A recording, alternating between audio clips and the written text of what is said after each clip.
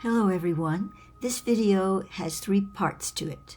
The first is my reading to you from those transmissions given to me in the 1980s on the Karma bell, or what he used to call the Karma bell of Mu.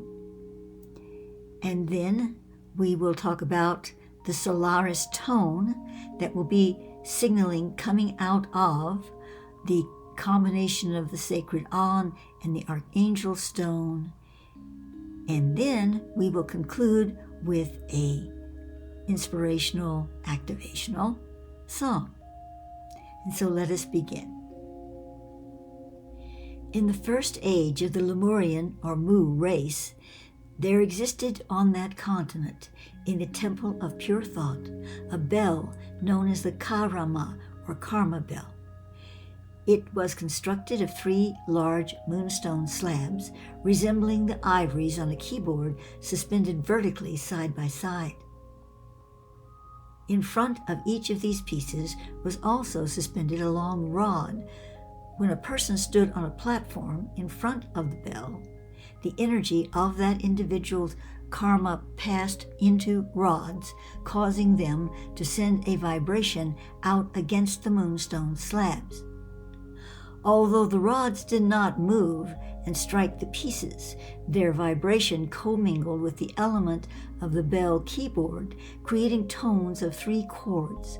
The sound emitted was the tonal essence of the karma of the personage standing upon the platform before the bell. I wish to comment just a moment on karma as the way Thoth presents it. It's not just bad stuff, it's good and bad, as we qualify these things. But it is one-dimensional. It is a record of how the soul reacts in the very one-dimensional frequency of its experience. Now, as the lesser than karma becomes more soluble with the greater than karma, you're clearing that karmic frequency so that it can't ascend or become mutable with your dharma, or the full presence of your dimensional being as a soul-inspirited entity.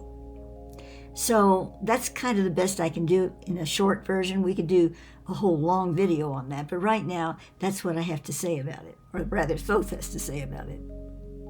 After a moment, from behind the slabs, a temple priest would bring forth a crystal containing the karma note, or rather karma tone, of that individual that had just played the Karma bell.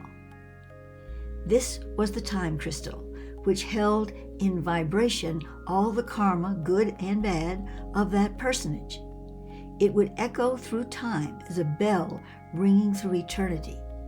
Just as karma is not immutable, so the time crystal is changeable.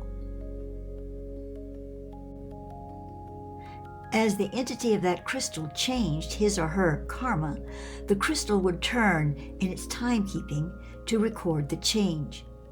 The time crystal then was almost a living testament of one entity's being on this earth. As that soul reincarnated, so his time crystal followed the course of the new life in its karma journey through the cycles of living. Only an elect number of souls in that Lemurian age were brought before the Karma bell.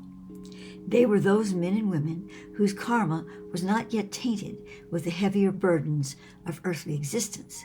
These souls were the luminaries of the age, pure as they could manifest upon the earth plane in that time. Once their essences had been set as moving light into the frozen lattices of the crystals, these crystals were then sequestered in places on earth and guardianed by the keepers of time. The time crystals of these illumined souls would, through the centuries, keep a sacred link with the earth as their radiant presences remain bonded to our world. Again, let me emphasize something here. Why is this so important? Because it's just karma, you say. Even if it's good, it's one-dimensional. That dimensional is the level plane. It's the level plane. It's the foundation stone where the soul connects to the physical reality and to its own program of light as it is plumbed to the depths of that reality. So it's an important part of it all. And for the world to have these, let's say, purer souls embed that karmic frequency on that level, this has allowed us through the eons, our souls incarnating again and again, to connect to that frequency. It's part of what maintains the memory seeds in frequency of who we were, who we are, and who we will be, which of course is a sequential statement because everything is not linear, but it is linear in how we live it and experience it now. So this is an important part of that connection. Although the time crystal luminaries did have future incarnations into this realm, there were a few who have not come again, but most of them have. They did so with great selection, never allowing their karma to be defiled, for in turn, so would their time crystals lessen in brilliance, weakening the spiritual aura of the planet. I wish to interject here that there are a lot of different types of time crystals. I did not qualify this in the article, and I'm a translator. I'm not a medium. I'm not doing automatic writing. So as a translator, I need to give emphasis in certain places. If Thoth is telling me something, I need to say, now, understand that, if he's not giving it directly in the message. But I didn't do that in this 1980s transcription. So I'm going to do it now and say that there are other kinds of time crystals that are far more dimensional in scope. However, all the time crystals that we're speaking of, whether they're karma time crystals or higher up crystals, they're all linked together, or they're all integrated, let's say, into a system. So one communicates with the other. For instance, the Archangel Stone, I would say from the Thothic perspective, is the ultimate time crystal on this planet that relates to the DNA, the consciousness of humanity. I need to give that a qualification here. The Karama bell is no more on this earthly plane. It was shattered as those defiled stood before it and demanded their tone to rise from the heavenly instrument. The discordant sound pierced the hearts of angels as it crushed the winged bell-like crystal, shattering under the paw of the beast. This rare and enchanted bell was built by Prince Melchizedek, who brought the gift of the bell and the knowledge of the stars from the guardian planet Venus. It was Melchizedek who established the first and only true Melchizedek order. Through this Prince of Light, Melchizedek, who was an incarnation of Thoth, the Aton, the divine tone of the Solaris, the creation rays of the universe, was revealed to the earth. Until this time, mankind, new to the physical realm, did not see and experience the spectral and sonic divisions of color and sound, but instead received them in a sense beyond the divided spectrum. To receive the Solaris rays and the atonic chords was a revelation of knowledge. The Bible speaks of it in Genesis. Though the first man and woman wanted for nothing, they were not content. They desired after knowledge, to know from whence their bounty came and to become part of its power. Before, they had allowed fate to move them. Now, they wished to move fate. Knowledge was therefore chosen over wisdom. Once the earth's souls entered into the devices of knowledge on their own accord, so the guardian planet Venus sent its messenger Melchizedek, a prince of light, to establish a temple of knowledge and guide the humans of earth into understanding the nature and quality of the Solaris as they had been awakened to it through their own desires. Now, there's much more to this story, and I presented it in a video called The Two Gardens. and I'll place a link to that in the information box below. As eons were layered in filigree upon the rings of time, the time crystals traveled from Lemuria to Atlantis. Several were shattered there by the desecrating priests who sought to overpower the Melchizedek order, taking the oracular power from the priestesses, which was part of their mediumship. However, most of these sacred crystals remained unharmed and were taken secretly out of Atlantis before her final hours and into the colony of Egypt. It was in this already ancient land that the struggle continued between the veil of light and the veil of darkness. In Egypt, the order of light was known as the Aton. Akhenaten, an initiate of Aton, was instructed by the divine hierarchy to bring Aton's light to the surface once again. Akhenaten taught the true meaning of Aton as the Word. The solar disk in the heavens was merely revealed as a symbol of the streaming life force of God. Now let us proceed with part 2 of this video, which is about the Solaris Tone that is to be emanating out of the Archangel Stone with its reattachment to the Sacred An. Now, information on this is in the box below. I'm not going to go into all those details here, but it's coming together again, and it has not been since the time of Moses. This will shift the frequency on the planet, and this tone will be coming forth out of that connection. In a recent chapter on this Archangel Stone Sacred An Arc reconnection, I received this message from Thoth, and in it he states, "Now I speak of the Solaris Tone. This is a frequency which will become radiant through the combined power of the Sacred An Arc and the Archangel Stone. It will not begin instantly with the reconnection, but will manifest in stages soon thereafter. This tone is coming from the same source as did the Ka-Ra-Ma bell of Mu.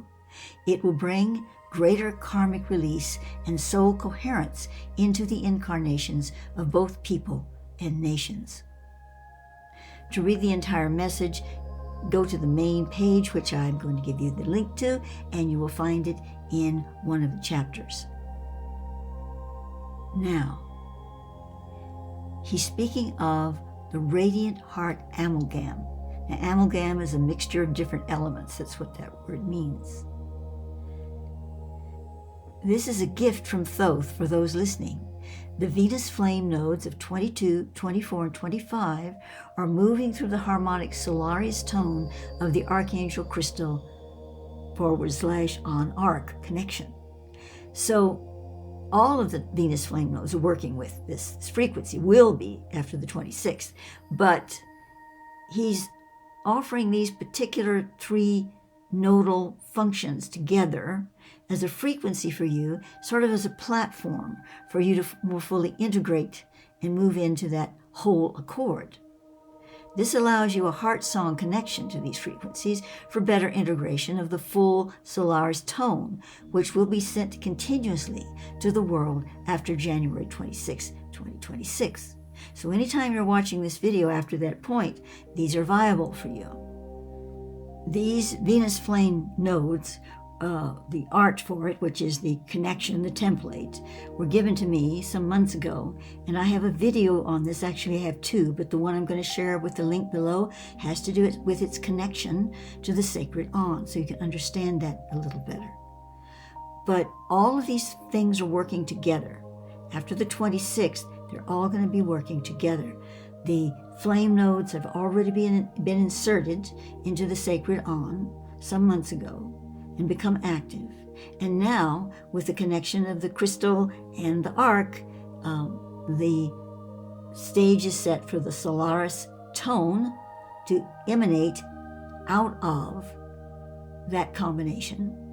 And the Venus flame nodes will be very much a part of that, because they are the language of how it operates, and they are giving their frequencies into that Solaris Tone. Some months ago, Thoth gave me these templates. At least he worked in concert with me to create them. There are 33 of them, and each one has the delineation of its element. I have actual cards you can order of them, or an app that you can obtain. And I will place a link to the page that talks about this and where you can order them in the information box below. But right now we're going to look at just 3 of them, 22, 24, and 25. And I'm going to read you just a portion of the information on each one that relates to what you need to know now. Number 22, the pillar of the primordial symbols. Tethra, the flame column of archetypal light. Symbolic structure and meaning. Vertical flame staff with central glyph chain. This node forms a living pillar of archetypes, ascending and descending in symmetry. Each golden glyph, encased in radiant geometries, signifies a prime symbol of soul intelligence, activated through alignment rather than knowledge. These are not to be decoded, they are to be embodied. I'm skipping some of the material here, and I'm going down to energetic function. The 22nd flame node marks the entry point into the octave of sacred expression. This 22nd node begins the flame octave of sacred language, marking your transition into embodied meaning. The octave, the 4th octave, is the temple of the flame word.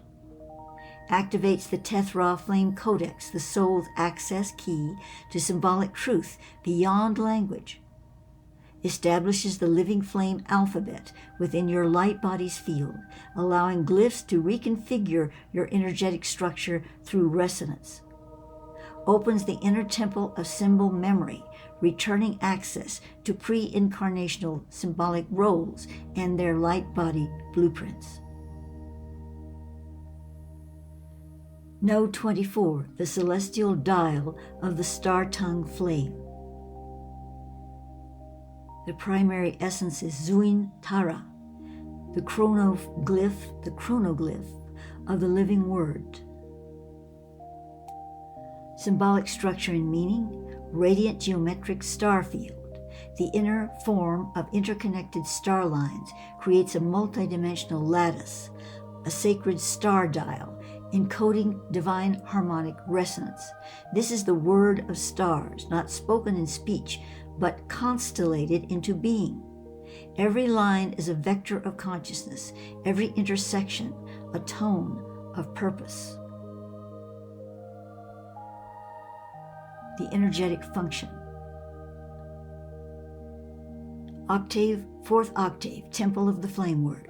Seals and activates the glyph wheel of sonic order, a structure that encodes your divine language into radiant architecture.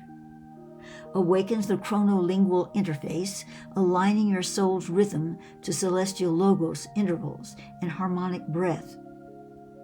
Opens the Ziuntara vortex, the flame dial, where all glyphs previously received now rotate, align, and harmonize into a single frequency of presence. Node 25, the archive of the flame womb. Vel Anatha, the Vesica temple of glyphic memory. Symbolic structure and meaning, Vesica flame form, sacred womb gateway. This radiant form is the flame Vesica, the living temple of sacred containment. It embodies the primordial memory chamber, where all glyphs, tones, colors, and frequencies of your soul line are held in rest and resonance. It is the library womb, the logos of return. Energetic function. With this 25th node, the codex moves into the realm of radiant retrieval and star origin awakening. Node 25 initiates the 5th octave, the temple of radiant emanation, where remembrance becomes expression. The octave. Fifth octave begins. Temple of Return and Emission. Unlocks access to the Vel Anatha archive, the soul's primordial glyph library encoded before time. Harmonizes your incarnate self and all forms of past light expression across dimensions. Activates the glyph memory interface, enabling direct download of soul wisdom through symbols, dreams, or sacred scripting. I would suggest that if you wish to work with this, that you take a screenshot of each one of these. And if you have the ability to use one of these app transcribe the information of each one. If not, just allow it to enter your being, listen to it several times, but then you will have the screenshots of the actual images, which is the most important thing, to just receive that flow. You can put them on your phone, and you can literally touch each one and start receiving the energy through the phone as a receiver unit by touching the actual image while it's on the phone. Keep touching that image for about 30 seconds, and as you do, just breathe it in and feel the connection with that node, and then move to the next node until you've done all three. We conclude this video with a celebration of the divine bell of Mu, the Karama.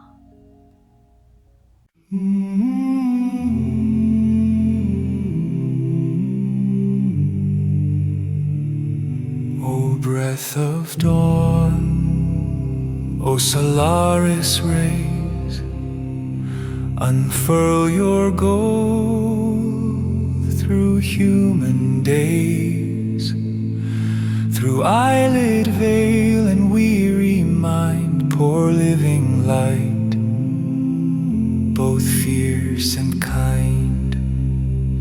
In silence deep, where heartbeats dwell, we hear the hush before the bell.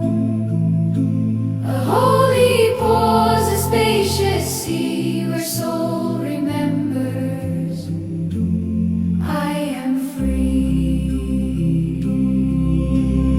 Ring, ring, divine bell, clear and bright, carry us home through fields of light.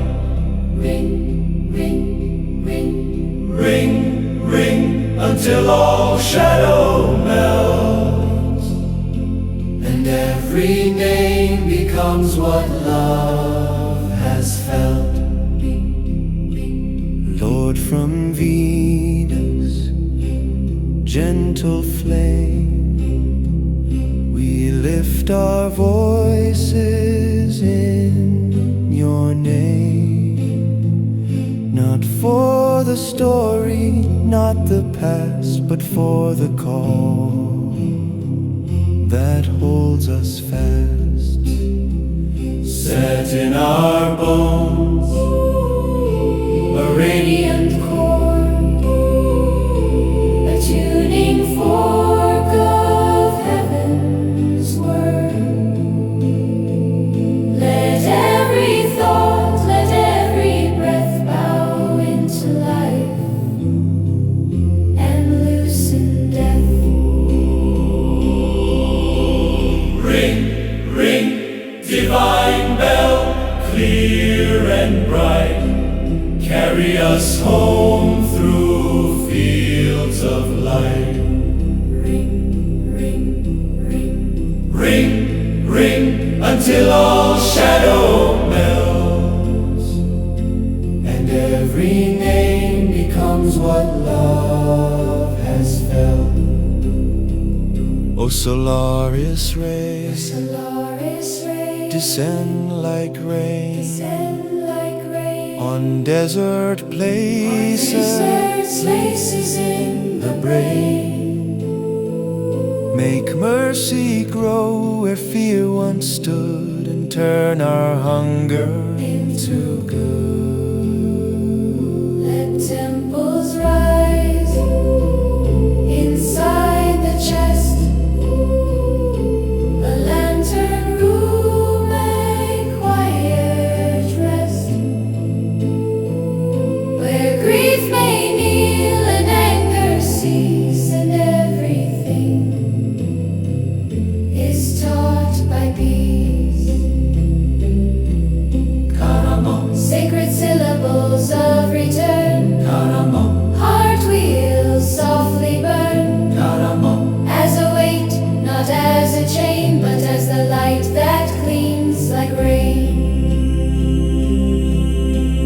divine bell, seed of starry sound, fall like a blessing to the ground.